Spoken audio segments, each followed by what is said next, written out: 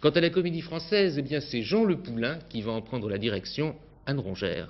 La nomination d'un administrateur, c'est un peu comme l'élection de Miss France ou la nuit des Césars. L'heureux élu se doit d'être à la fois ravi et surpris.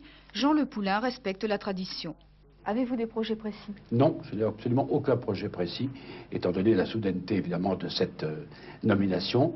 Mais je pense que c'est avec le comité et avec les acteurs de la Comédie Française que nous établirons un programme qui devient maintenant assez urgent. Alors vous n'avez pas tout à fait répondu à ma question. Je vous demandais quelles sont les qualités humaines, discrétion, tact, volonté, dont il faut faire preuve à ce poste. Je crois que c'est d'abord une puissance de travail considérable, beaucoup de courage, de patience et surtout une grande tolérance.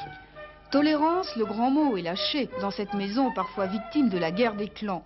À l'image de son appartement qui a tout d'un petit théâtre, le nouvel administrateur est un homme de tradition, un homme du sérail depuis 6 ans.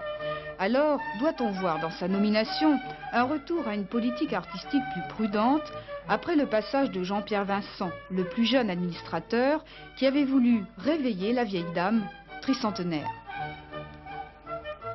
Vous savez, l'air frais, permettez-moi de vous le dire, ça ne vient pas toujours de l'extérieur. Il suffit de faire un courant d'air et puis l'air frais, il arrive. L'administrateur est tout puissant.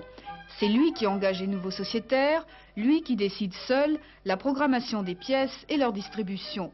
La tradition veut que son arrivée fasse grincer quelques dents. C'est le cas ce soir, les comédiens français sont en assemblée générale. C'est peut-être aussi la loi du genre, difficile de faire l'unanimité au pays des Orias et des Curias.